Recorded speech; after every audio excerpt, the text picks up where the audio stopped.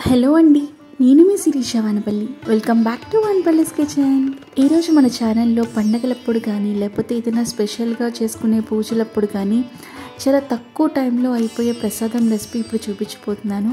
అదేంటంటే చక్కెర పొంగలి. చాలా క్విక్గా ఈజీగా అయిపోతుందండి. పక్కా కొలతలతో చూపిస్తున్నాను, ఎక్కడ మిస్ చేయకుండా చివరి వరకు చూసేయండి. ఈ చక్కెర పొంగలి కోసం కుక్కర్లో టీ గ్లాస్తో 1 గ్లాస్ దాకా పెసరపప్పును వేసుకోవాలి. అదే గ్లాస్తో 1 కప్పు దాకా రైస్ని కూడా వేసుకోవాలి.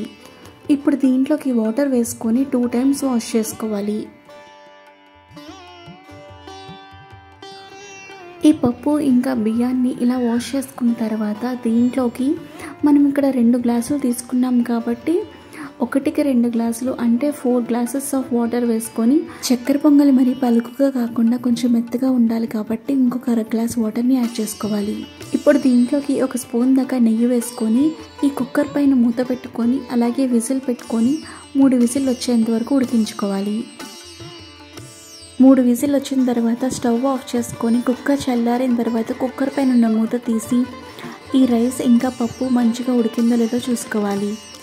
ఇప్పుడు ఒకసారి గరిటెతో ఒకసారి అంతా కలిసేలా కలుపుకోవాలి. ఇప్పుడు దీంట్లోకి మనం ఏ గ్లాస్తో అయితే రైస్ ఇంకా పప్పు తీసుకున్నామో అదే గ్లాస్తో 1.5 గ్లాసుల దాకా షుగర్ వేసుకోవాలి. షుగర్ వేసుకున్న తర్వాత స్టవ్ ఆన్ చేసుకొని బాగా లో ఫ్లేమ్లో పెట్టుకొని ఒకసారి ఇదంతా బాగా కలిసేలా కలుపుకోవాలి. ఈ షుగర్ అంతా ఇలా కరుగుతున్నప్పుడు దీంట్లోకి 2 స్పూన్ల దాకా నెయ్యి వేసుకోవాలి. స్టవ్ని మాత్రం బాగా లో ఫ్లేమ్లో పెట్టుకోవాలండి, ఎందుకంటే ఇది పెసరపప్పు కాబట్టి కింద గిన్నె అడుగున మాడే ఛాన్సెస్ అయితే ఉన్నాయి. సో లో ఫ్లేమ్లో పెట్టుకుంటే మంచిది. ఈ వీడియో కనుక మీకు నచ్చితే లైక్ చేయండి. మీరు లైక్ చేయడం వల్ల ఈ వీడియో మరికొంతమందికి రీచ్ అవుతుంది. 3 ఇలాచీని కచ్చాబిచ్చాగా దంచుకొని దాన్ని ఇందులోకి వేసుకోవాలి. ఇలాచీ కూడా వేసుకున్న తర్వాత ఇదంతా బాగా కలిసేలా కలుపుకోవాలి. ఇలాచీ వేసుకున్న తర్వాత ఇలా ఒక 3 నిమిషాల పాటు ఉడికించుకోవాలి. చూడండి, వీడియోలో కనిపించే విధంగా ఈ టెక్స్చర్ వచ్చేంత వరకు ఉడికించుకొని స్టవ్ ఆఫ్ చేసుకొని పక్కన పెట్టుకోవాలి. ఇప్పుడు స్టవ్ పైన ఇంకొక ప్యాన్ పెట్టుకొని 2-3 స్పూన్ల దాకా నెయ్యి వేసుకోవాలి. నెయ్యి కొంచెం కరిగిన తర్వాత దీంట్లోకి జీడిపప్పు వేసుకొని ఫ్రై చేసుకోవాలి. జీడిపప్పు ఇలా మంచి గోల్డెన్ బ్రౌన్ కలర్ వచ్చేంత వరకు ఫ్రై చేసుకున్న తర్వాత దీంట్లోకి కిస్మిస్ వేసుకొని బాగా ఫ్రై చేసుకోవాలి. ఇవి 2 కూడా మంచిగా ఇలా ఫ్రై చేసుకున్న తర్వాత దీంట్లోకి చిన్నగా కట్ చేసుకున్న కొన్ని కొబ్బరికాయ ముక్కలు వేసుకుని ఫ్రై చేసుకోవాలి. నేను ఇక్కడ పచ్చి కొబ్బరిని చిన్నగా కట్ చేసుకుని వేసుకున్నానండి. మీ దగ్గర కనుక ఎండు కొబ్బరి ఉంటే మీరు అది కూడా ఇక్కడ వేసుకోవచ్చు. ఈ కొబ్బరికాయ ముక్కలు కూడా మంచి గోల్డెన్ బ్రౌన్ కలర్ వచ్చేంత వరకు ఫ్రై చేసుకొని పక్కన పెట్టుకోవాలి.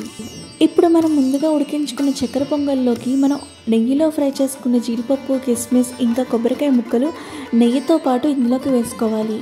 మనం వేసుకున్న డ్రై ఫ్రూట్స్ అన్నీ ఈ చక్కెర పొంగల్లో బాగా కలిసేలా గరిటెతో కలుపుకొని సర్వ్ చేసుకుంటే చక్కెర పొంగలి రెడీ అండి. చూసారుగా చక్కెర పొంగల్ని ఎంత ఈజీగా చేసుకోవాలో. మీకు కనుక ఈ రెసిపీ నచ్చినట్లయితే లైక్ చేసి, షేర్ చేసి, సబ్స్క్రైబ్ చేయడం మాత్రం మర్చిపోకండి. Thanks for watching this video. Bye.